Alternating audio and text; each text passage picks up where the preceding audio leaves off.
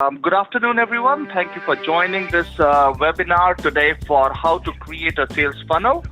As I'm sure a lot of you have been involved in a sales process for a very long period of time, or if you are new into the process, you are trying to figure out how to do a effective sales process. And that's what we're going to focus on today is to power boost your sales. What do you need to do, which is about creating a scientific, very proven approach of sales funnel. And today I want to take a minute and introduce the two speakers we have today. Ed Porter, who is a sales guru. I'll let him introduce himself. Ed, why don't you say a couple words about your background in sales and why do you qualify to be on this call, and letting people know about how they need to know and learn from this sales process. Sure, thank you. Happy to be on. So a little bit about me. I kind of got my footing in the contact center space where I was working for a lot of different types of clients and then eventually leading different organizations, facilitating more of the inbound, outbound sales, and even some customer service as well. So that's really where I got my footing in understanding sales, especially sales through the phone. And when I left the contact center space, I joined a technology startup where I was really selling more like a hybrid approach. I was selling software, but we had people in the field. We were having face-to-face meetings, and as well as trying to do things remotely. So started to understand more of that hybrid sales approach of being process efficient where you can, and then still having time to make quality interactions face-to-face. And throughout the 10, 15 years past that, have been involved in growing sales organizations, and most recently worked for a digital marketing company for independent insurance agents, where we really looked at the whole marketing landscape and understood the digital presence that agents need to have. And that's what I've been doing. And fortunately, our company, we led to a successful acquisition last year. And for the past 8 months, I've been on my own working with different businesses of all sizes and shapes, mostly small businesses and insurance agents, to really understand and build this, what a sales funnel means. How do you look at digital marketing from a high-level umbrella as opposed to each intricate piece, and then how it fits into the process of what an agent is doing. So I'm excited to be talking to some agents and talking to you, Raushan, about understanding this from both a science perspective and the math involved, as well as the art that the agent possesses when working with customers to try and bring on new customers and grow their agencies. Awesome. Thanks, Ed, for this brief introduction. We are all very fortunate to have you, and thank you for agreeing to be a part of this webinar, as we have a very growing audience on this attendee list, as I can continue to see, and everybody's excited to have you. Along with this, folks, you will get to hear me. I'm Roshan Jaiswal, co-founder of InsuredMine. As you all are very aware of what InsuredMine does in a nutshell, let me quickly introduce you to our platform.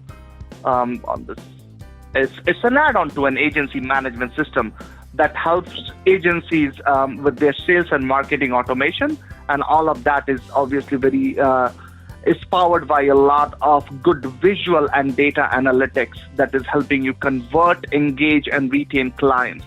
We'll talk about InsuredMine in detail at some point of time, but the focus of this call is to purely look into sales process and talk about how it can help each of you. So quick agenda item for today is what is a sales funnel and why it is important. As we all understand, if you want to hit our good bottom line numbers, it's our top of the funnel that needs to be focused on. And how do we build a sales process? And that's what Ed is going to go through the entire art and science about it and tell us and help us capture that detail. Feel free to make notes, take screenshots. That's going to help you to refer back later. We will also push out this webinar recording on YouTube and several other platforms, so you will have a copy of this as well. Next thing on this, we will talk about a role of marketing in funnel creation. As we all understand that sales is not, it's not going to parachute just from nowhere. We have to build a lot of momentum through several aspects of marketing that will bring all those leads into the funnel. And then obviously at the bottom of it, we're going to talk about what you're trying to accomplish that can be done with some of those automation provided by InsuredMine. So without taking any further time, I will let sales funnel discussion start. We'll talk a little bit about a sales funnel. Some of this may be things that you already know, but so we'll go over this a little bit. If you do have questions throughout, certainly save them. We'll wrap up the conversation with addressing some of those questions, so jot them down. But I'm going to go through this a little quickly. But the essence of a funnel is simply the obviously visual representation of that on the right-hand side of trying to get people in to your organization, and then moving down the path with each of those different stages representing a greater likelihood for a prospect to buy. So you go through several stages here, this isn't my creation. This is in general what funnel management is. And each of these different stages represents a couple things. One, the propensity to buy, and then as well, an opportunity for you as the agent or the business to try and positively move a customer or a prospect down these stages, or if they do fall out, how to bring them back in at some other point in the future. So that's really the goal, is to move them from more of a vague approach within awareness and going thinner down the line to be able to ultimately take action to buy from you. The biggest key throughout this engagement throughout this process is engagement and communication, and that's on the business side, as well as trying to identify technology that will amplify this process. So as far as depicting what a funnel is, now we're going to talk a little bit about why it's important. So I'm sure I don't need to tell any of you that you're obviously getting leads. You're either buying leads, using paid advertising, you're doing stuff in the community, you're either spending time or spending money to generate some kind of activity. So the opportunity to manage those leads properly isn't just a one and done. It's not outreach to that person, and if they don't respond, you throw them away. Or if they do respond and they're not interested, you throw them away and move on. These are effectively assets that you're using, and it's important that there's a process in place to be able to engage with those. And again, I'm sure that's not new in terms of all the technology that you may have in your agency, but that's ideally how we look at leads. The buyer needs are going to vary from each of these stages, and it's important to understand that. The awareness, someone may be stuck in this awareness for a while, and that's okay if they're not ready to buy, or simply they don't know what they need and need more time or education. That's okay. Again, when we look at the slide before, is the engagement and communication side. So within the funnel management, we're simply just trying to align more of the marketing that is being done, whether it's from you speaking to a prospective customer or simply the content that you're producing, and aligning that to whichever stage that they're in, and understanding that so that we can then prescribe and recommend tactics to be able to align to that. All in all, the goal is we have to try and find the right message to the right buyer at the right time. And if either of those three aren't aligned, the message becomes diluted. And at some point, it's going to rest with the prospect saying, either I'm not interested, or no, or this just simply isn't for me. So that's a couple of the slides on really what a sales funnel is and why it's important.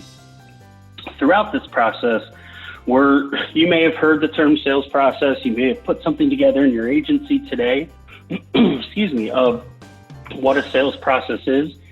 But from a very high level, we're simply just trying to understand actions that are taken throughout each step, so that we're understanding where the buyer is in the stage, as well as how we're meeting their needs throughout each different stage. So in a very somewhat vague outline, this is a core foundation of what the stages of a sales process. As you get to more specifics, customers are going to create kind of their own, or an agent may have specific processes for different types of policies, or depending on if it's a brand new customer or just simply a new policy that you're adding on to an existing customer. But ultimately, you can follow this chronology of uncovering needs and then moving through solution selling. So the first step here is preparation, and this can be in a couple different things. I don't think I need to explain much about what preparation is, but ultimately we're either gathering a list where that has either been purchased, maybe it's from a chamber of commerce that you're using, or simply business cards that you've collected from around your community. Either way, you've got some kind of core framework of people and or businesses to pull from. The goal here in preparation is not to over prepare. You can get lost in the weeds doing a lot of research at times. If a lead form's filled out, or understanding the business if you're trying to go down a commercial path, you can get in the weeds quite a bit doing some research. The coined term here is 3x3, and the goal is to try and find 3 unique things within 3 minutes. So try not to spend a whole lot of time, but you are going to want to spend a little bit of time. The other goal here is to, from a qualification perspective, is to just understand that lead. I'm sure you've got leads that come in that have Joe as the first name, Smith as the last name, email joe@hotmail.com, something where you know it's just garbage data. So obviously going through that, and you kind of make that choice. But the understanding that you got a valid information, that there is some kind of interest or need depending on where that's come from, and then some accuracy completion. So once you have that kind of that data list, whether it's in a system in an AMS or whether it's something you're gathering from an outside source and putting it into your AMS, either way, you're starting from scratch and doing a little bit of preparation before that first outreach. One of the things I'm going to outline in each of these steps is at the bottom, there's going to be in bold a qualification. I'm a big fan of requalifying throughout the process, whether it's a first conversation, a second conversation, a meeting, a in-person quote proposal, whatever the case may be, there's a qualification and requalification process. And that really helps to recap what you've done before, make sure that the buyer's needs are still aligned to where you are today, and that helps guide the conversation. So there'll be a little tip on the qualification within each of those different stages. So the second stage here is outreach. So now we're making some kind of outreach. That could be an initial phone call that you make to a prospect. It could be an on-site meeting, whether it's a customer coming into your shop if you have a retail front, or you go into their home or business. Either way, whatever that first conversation is, the goal is to simply gauge where interest is and where the interest lies. So sometimes we tend to, and I've done this plenty of times, I call it word vomit. I'll go word vomit and try to get everything I can in a first conversation. And at times I give too much information that leaves the prospect or the potential buyer with an indecision paralysis, where I've sent too much information and they can't quite digest it. So I've started to try and build these mini cycles of meetings, and it could be a meeting, a conversation, a brief email exchange. So the first one, I try to have a few amount of goals, but I try to just make sure I'm maybe asking some basic questions and understanding where they're at, what's caused their interest, what are they doing today, and is there an opportunity to discuss insurance needs, and kind of going from there. That's obviously going to vary based on how a lead came in or how you're working a lead, but the goal in that time is to have just a brief conversation in order to set up something a little bit more in depth at that point. So these are also other opportunities for this first type of outreach to use a multi-channel approach, whether that's through in-person, phone, email, video. If you've seen, this is obviously a recent enhancement with a lot of technology that's there. Video is a great way to appeal. Text messaging, chat on website, social media is there, direct mail. There's a lot of different channels to engage, and there's no right or wrong way in that. It's just a matter of how are you going to plan that first outreach and go through that channel. The next step here is now we've had that first outreach, we've had maybe a brief conversation, and we're now trying to get to a meeting. This could also be, again, a needs discussion to try and do maybe a little bit of what I call problem planting. So trying to understand where they're at, and more so if there's any problems or pain points that they're experiencing now. Did they have a bad experience with a claim? Have they had a bad experience trying to get quote or service, pricing of some sort, adding a driver, whatever the case may be, trying to understand the current experience to see if there's any problems that have been uncovered. So in this stage, it's a second type of outreach, but it's certainly more formalized and planned than the first one. So I try to dig a little bit deeper in understanding some of the needs, and more so some of the experiences that they've had, to see if I'm going in this to try and align a solution I have to overcome a problem they're experiencing, or am I just simply trying to appeal to another reason? Did a spouse or someone in the household get downsized at work and now they're just looking for cost cutting? Did they just have a 16-year-old get a license and they're adding a driver? What type of event has them interested in talking to me about some kind of insurance needs? So the difference between step 3 and step 4 may not always be there. These two may be in the same meeting depending on conversations that have had previously and determining the need that the prospect or the buyer has. So it's possible these two can be one and the same, but oftentimes they can be different. And the difference is the first step in outreach is very, very brief. The meeting is kind of more planned and staged, where you've got some time to have a discussion. And then this third, in the presentation, this third conversation is more of a, here's the quote, here's a little bit about the policy, I've got all the information from previous meetings, let's go over this solution, and presenting this in terms of a solution to a problem with what we've uncovered. So these are just different ways within a sales process that can be engaged between the agent and the consumer that can really go through a staged approach to help qualify, requalify, re-engage, and obtain information so that it doesn't feel like a complete feature dump within one meeting where ultimately the buyer may be left with indecision paralysis. So that's where I've kind of separated these three. Not that they necessarily all are going to be separate, but it could be a good planning to plan those events as they can come up. And then the last step is closing. So the goal in closing is we're trying to get a firm yes or a firm no. One of the worst things is to try and get an I'll let you know, or I need time, or I'm not sure, just because we don't really have clarity. And there's no shame in needing to think about it and talk to a significant other, talk to a business and another partner in the business. That all makes sense, but we're trying to get some kind of agreement of, based on everything we've talked about, what you've told me, what I've said, understanding the problems and pain points you're experiencing with what solutions I've provided, does this sound like a good opportunity? And not that we're necessarily getting a yes to buy, but we're getting a yes to what our solution is. So that's really the goal of this closing step. And then the qualification just mimics itself more in a rehash of what's been done before. We're requalifying the problem and the pain point. At times we're reminding them about it. And if we can try to remind them of the past experiences, get them beyond just price, this is an opportunity for us to align the solution adequately to their problem, and then understanding some comparative differences. So when somebody's going to quote different policies, of course, price is going to be the number one. But how do we understand what's really the number one? Because you do get what you pay for, and sometimes you can find a cheaper policy, but the service just isn't quite going to be there.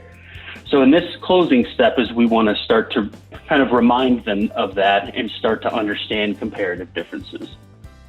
So in a very kind of high level approach, this is how an effective sales process works, is trying to understand at what stage we're at in the engagement, and then how do I understand where I am and where I need to go to help uncover the next steps, clearly defined next steps, and ultimately going back to that funnel view, either moving them down the funnel or moving them out of the funnel, one way or another. All right, so the next couple slides are going to be talking about managing the sales funnel. So we'll go back to this picture. And there's really two options here. As people come in to the top, as they start to become aware of your agency, whether it's through social channels, whether it's through a little league sports game that you're at, or a chamber of commerce event, or whatever the case may be, as people start to become aware, they're either going to move down or they're going to move out. So I kind of look at that in motions, in terms of motions. We have a positive motion and a negative motion. So when we start looking at positive motions, this is them moving through this process of awareness, now being interested, time to make a decision, and it's time to make action. So they're moving down this path, and we're looking at engagement throughout. The more engaged that they are, the better they're coming down the funnel. We're starting to understand a little bit more buying signals. The qualification process becomes increasing within each step, and ultimately there's more opportunity to a closed deal. But what that does is, as we're moving people down to the stage, it creates more fallout to manage, which is still a good thing. So even if people don't go down that path, they're still falling out of the funnel, and that just gives us an opportunity to manage this process using negative motions. So these are people that are falling out, and generally we're going to have more engagement with those people, or an opportunity, I should say, to engage. This could be due to a misaligned value proposition, and that's not necessarily the fault of the agent or the seller. It's simply that the buyer was looking for something that either we didn't know, we didn't identify, or simply we don't have anything for. And that's okay at times.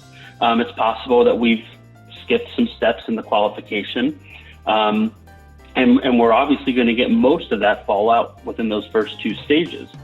So the opportunity throughout this funnel process, as people move through positively, they're getting closer to buy.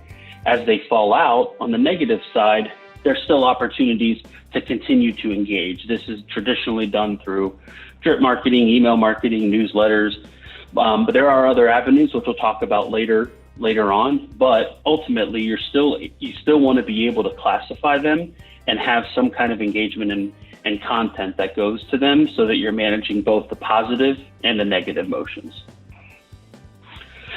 All right, so when we look at the positive motions, we kind of talked about the sales process and looking how that chronology goes from step one to step two and ultimately to closing. One of the things, I read this book years ago that really helped put into perspective understanding the cycle from the buyer's perspective. So it talks about the 5 whys and looking at this from the buyer's journey, not so much from our sales process, but from their journey. So looking at this, it kind of follows from left to right, a chronology. So in order to get anything, you have to appeal to the buyer, and they have to make the decision to either continue listening or to go away. So the first why that we need to answer as salespeople or as agents has to be, why should they listen to us? And this is how we try to get people in this awareness stage. Are we producing some kind of content that's interesting to them?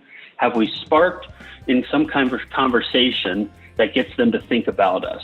One of the things I mentioned here is the purple cow approach. It was a big marketing term, I want to say maybe back in the 80s. But the whole idea, and this is really relevant to me because I'm in Columbus, Ohio. So when you drive out of Columbus, you get farm fields forever until you hit the next city. So you tend to see a lot of hills and mountains or pastures, a lot of cows and horses out there on the freeway that are all fenced in. But I tend to not really notice when I look at all of these the scenes, because they're all the same. But the whole purple cow approach is, as I'm driving, if I see a purple cow, I've never seen a purple cow in real life. So if I see a purple cow, I'm going to look twice. That's going to get me to think differently, and it's what's called a pattern interruption. So there was a book back in the 80s in a marketing practice saying, how do you differentiate yourself without within a second or within a fraction of a second? So those are some of the opportunities to try and get them to listen. So how do we say or do something that gets them past that first stage, which is, I need to listen to you. The second is, now that they're listening, we got to get them to care. This is it something relative to what's going on in their life, or something that's relative to where they're at in a crisis or a planning perspective? Is it something that they're just going to care about? If they're not going to care, they're not going to move down the path. So our goal is to first get them to listen, second to get them to care, and that's where these interest-creating remarks. How do we source engagement at that point, getting them to engage in a conversation or simply ask a question? So the third, fourth, and fifth, I won't go into too much detail because you can kind of see, but as a buyer goes down these places, they can either happen all at once in one phone call, or generally, more commonly, happen throughout a series of engagement with you and your company to move down these stages. So understanding these stages is going to be relative to what you're saying and how you're saying it and the content that's being delivered to them. How can we get them to move from the first why to the second why to the third, fourth, and fifth? That's going to help us move things down the sales cycle. So the next few is I'm going to start to bring some of this together as we talked about the steps within the sales process, these 5 whys. So we'll start to bridge this together. But the things that we can think about here is, in order to get the buyer in this why listen and how do we get them there, is they start off in a place of not either knowing who you are, they're busy, they're distracted, they're doing other things, to get them from that state into a more curious state. That's it. We're not product dumping, we're not feature dumping, we're not pricing, we're not doing all of that up front. That's a misalignment. All we're doing is trying to get them to be distracted and then to be somewhat curious. That's what lands them into the awareness stage. Within the why care stage, we're trying to move them from that curious, okay, now I'm curious, to, okay, you've got my attention, I'm engaging, and now I'm interested. This is how it gets them into the interest stage within the funnel steps. And the third and why change gets them from interested to active. Active means something that is you're asking for information and they're giving it to you. You may be asking for information that they say, I have to call you back. They call you back and give that information, they're active. They're actively engaged in the process. So we're in this kind of middle of the road between interest stage and decision stage. Now we get them focusing on us. So within these first 3 stages, we're not really talking about the agency, the service we provide, what I do as an agent. I haven't mentioned any of this. I'm simply taking this from the buyer perspective. And now is when I have my opportunity to sell myself as an agent, or my agency, or the work that we do, or the staff that we do, because I'm trying to get this buyer from an active stage to now committed to me. This gets me into the last couple stages of decision and action. And the last is why now? Why do they want to buy now as opposed to waiting in 6 months? So now we've got them to committed to me, to committed to timing and now, and this falls in line in that action step. Okay, so that was the positive motions that we've gone through, and now the negative motions. These are a little less intricate, but still extremely important. So when somebody falls out within the process, and it could be for a plethora of different reasons, ultimately, there's still an opportunity, as you all know, as you've worked with people, I'm sure you've met people for years, that you wind up not getting a customer until years later.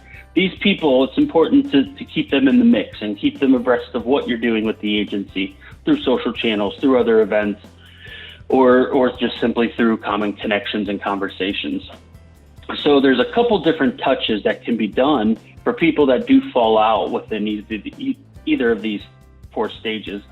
The first one is what we call a tech touch. That's using technology that you have. It's content, how you're distributing that, generally through email. You've got social as an avenue with what you're doing on your social pages, how often you're communicating through these channels. This is trying to use technology to just broadcast a little bit about what you're doing to keep the fallout, people who've fallen out, at least understanding of what you're doing. The next step is what's called a low touch, and it's a little bit of technology, but also a little bit of effort on your part. I like to think of this in terms of events. You're out in the community doing lots of different things. You're attending events, you're going to events, you're sponsoring or hosting or speaking. These are great opportunities to use a little bit of the technology to say, hey, I'm going to be here, or hey, a representative from our agency is going to be speaking at a chamber event, whatever the case may be. Any of these calendars events that you're going to be. Secondly, it can also be events just going on in the community, not even relative at all to you as the agent. And it could be a taste of whatever city you're in. It could be a student, a school book fair, anything like that that can help create this. It's a little bit more of a touch than just technology, but it's using that finesse point to start elevating and showing your presence within the community. And then the third is the engagement assessment. So this is a lot more high touch. It's trying to understand, are the people who are liking and commenting on your social channels, are they current customers or are they prospects? If they're engaging with you, that could be a buying signal that could warrant some kind of conversation. Are they responding to emails? Are they tagging you in social channels? Are they referring business? There's been plenty of people that aren't customers of an agency that will refer business to that agent. That's a great referral. So how do we keep them engaged and understand, are they engaging with us? So these are just different ways that you can still stay in front of people who have fallen out of the funnel to continue creating more sales opportunities in the future. So kind of bringing all of this together in one quick table, we're trying to align everything. We're trying to align everything in what you're doing so that you don't feel like you have to do something different for a sales process to understand where they're at in a sales funnel and to try and appeal to the different buyer steps. It really does all feed into one, and they do align.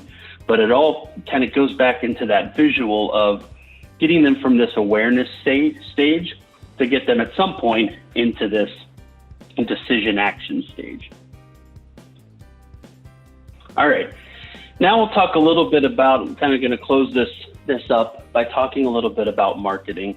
If you're an agent, whether you're new or you've been in the game for a while, I'm sure you're getting phone calls every day from marketing vendors trying to sell you lead lists, technology, solutions, services, anything like that. And the reason is because marketing is one of the most important activities an agency can do.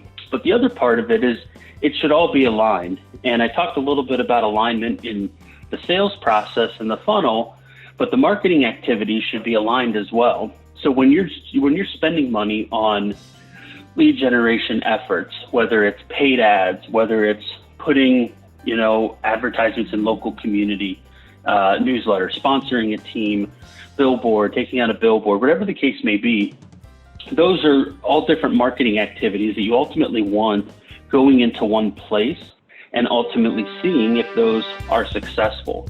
So when looking at lead generation, this is a big topic that is one of the hardest things to do, is creating that funnel so that you always have things coming up to the top in the awareness stage and then moving through to the very bottom in that action stage.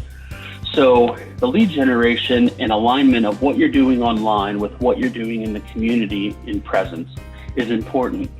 I know you've probably been beaten to death with website and SEO and social media, and this is a company that I came from previously, so I've heard it, but there is a lot of truth to that because it's all has to be aligned one way or another. If you have a website and you can be found on the internet, that's just going to make your paid ads that much better. If you've got a website that engages, if you've got reviews that people are leaving and a social site that's engaging and producing some entertaining content, those are things that are ultimately working in tandem with users that are finding you online.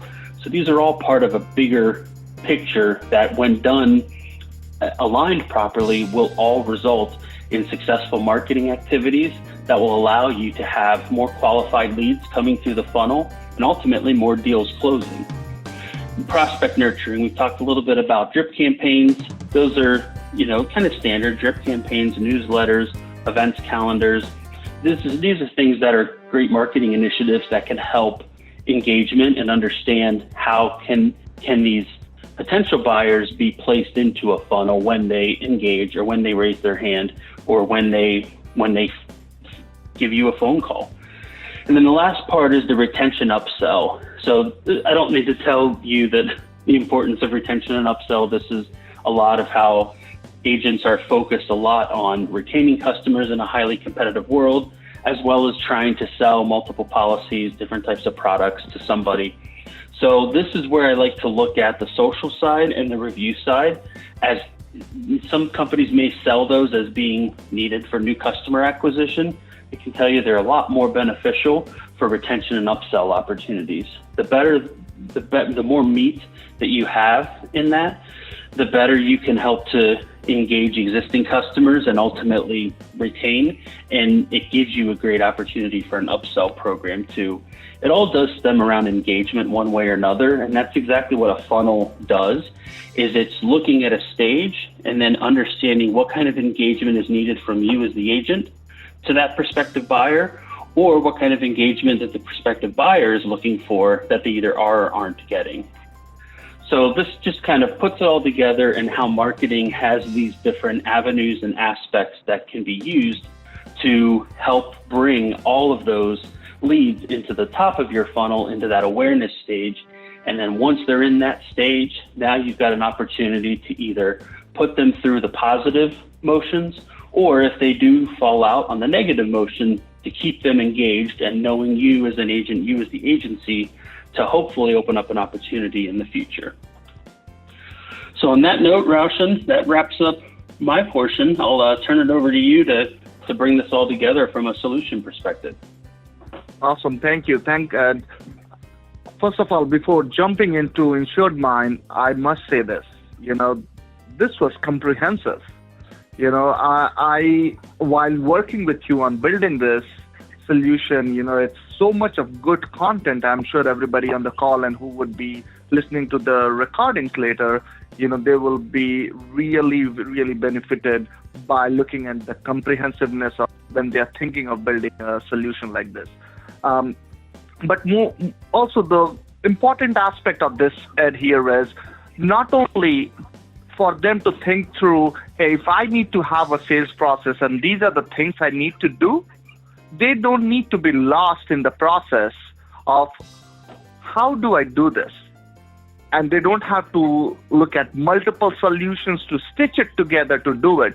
InsuredMine has worked very closely with hundreds of agencies now, but several hundred users.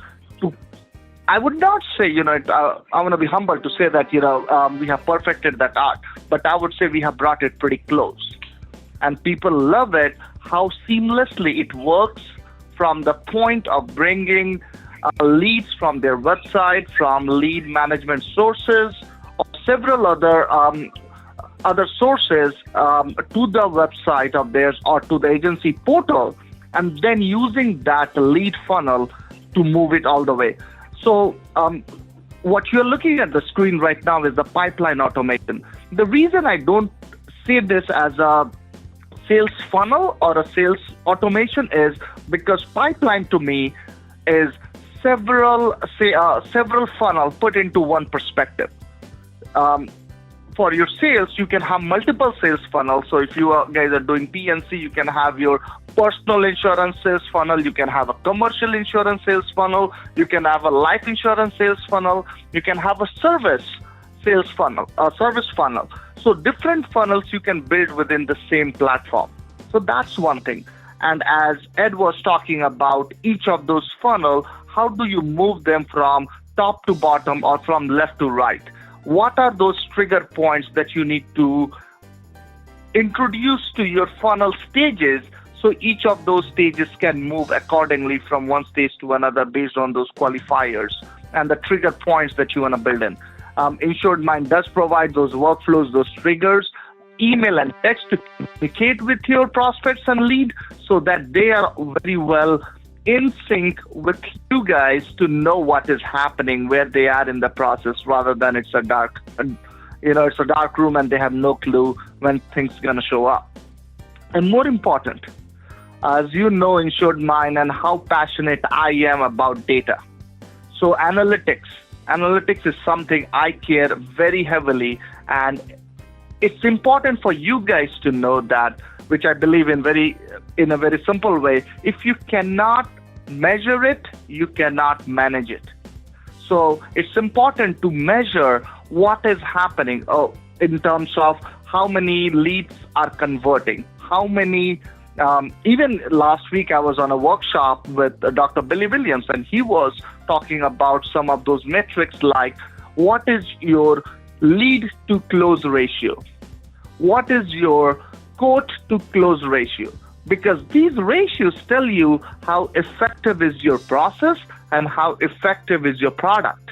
And those things help you understand where you need to resolve the issues which exist, where there is a leakage in the process that you need to work on. And those things are very well highlighted when you are using a product like InsuredMine.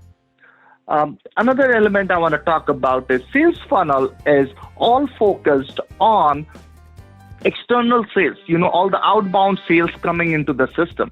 But to me, sales is also about opportunity within your current book of business. So any kind of renewals, X dates, cross-sell, or win-backs are all internal sales that you need to also focus on, because if you do it well, this has a potential to grow your current book of business to 3x to 5x over a period of time, because you are building the right triggers, you are building the right engagement, and you are able to nurture the current book to be able to increase your renewals by 3 to 5%. You are able to add 1 or 1.5 more product to each of your current client. All those things are just of tremendous value. And last but not the least is talking about the marketing automation. How are you nurturing, as Ed was referring, at multiple points that at different stages, there are different kind of campaigns that you should be building, and what you need to do to nurture those clients to bring them in. And once they are a part of your current book of business, what kind of campaign you need to run for cross-sell and upsell and engage them so they go out and talk about you. They give you good referrals. They write Google reviews or leave comments on other social media platform about you. So all that in a nutshell, if you put it together, the whole opportunity management to inside sales within your current book of business to marketing automation, it just provides you a whole comprehensive solutioning of what you want to accomplish from a sales and marketing automation perspective. So without going too much into the detail of this, I will open this up for Q&A. Hi, Roshan. It's Cornell. Hi, Cornell. Thanks for joining. Thank you. Listen, I had a question on the process, which is very detailed, and this may be obvious, but there's a point where you may kind of cut through the process to get to the end. Sometimes the sales process is a lot quicker, or maybe the question is, does it matter what type of client you're working with along what they're looking for, that a commercial client may take longer than just a simple auto client? Ed, do you want to take that? Yes, certainly. So, and that's kind of one of the things that, yes, invariably every conversation may be different. Auto and home quotes, you got some people that are just looking for a turnkey quote and like, hey, just give me something. So that's where, looking at the process, you may accomplish some of those goals in the first conversation. And the only thing that I would say is to pay attention to how the buyer moves you along as opposed to the other way around. So if they're kind of taking you down the path, and as you're asking some questions about, who's your current policy with, or are you just, have the rates been going up like crazy, or, are you just trying to do your annual quote for, trying to get the lowest price? And the more you can ask those questions, you'll start to understand at what point in the buying process they are, and more so at what point there's an opportunity for you to just kind of quote or for you to sell. So yes, you're absolutely right. Commercial, especially the more complex commercial quotes, are going to be much longer buying cycles, multiple conversations, probably at times with different decision makers or influencers within each of the organizations, those are going to be a lot more in depth. Just the traditional auto quote, the only thing that I would say is there is an opportunity to try and kind of do that pattern interruption.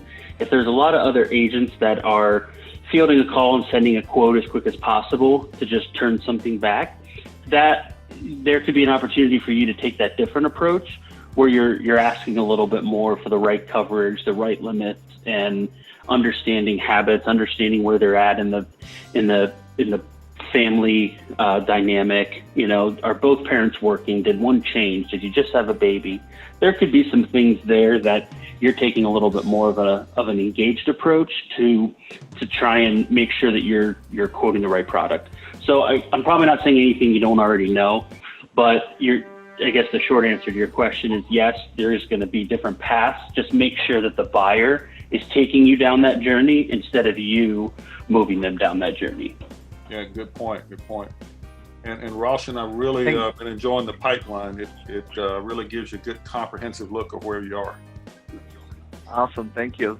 Thanks for that. All right. Also want to just make a quick announcement on our next webinar that is primarily now, since we have talked primarily on sales funnel, we want to dive deeper into the marketing side of things as well, which is your email marketing, your text marketing, what to do, what not to do, what kind of campaigns to be built for your prospects, for your current clients, and how do you nurture those clients, what kind of analytics, what kind of a behavior to look for, and that is going to happen on 24th March. So if you want to pencil it down, please do on 24th March, 2 p.m. Central Standard Time. And we will have some wonderful panelists to join us as who have been just a master of doing this, learning from their experience over the years, what they have done and what they have learned.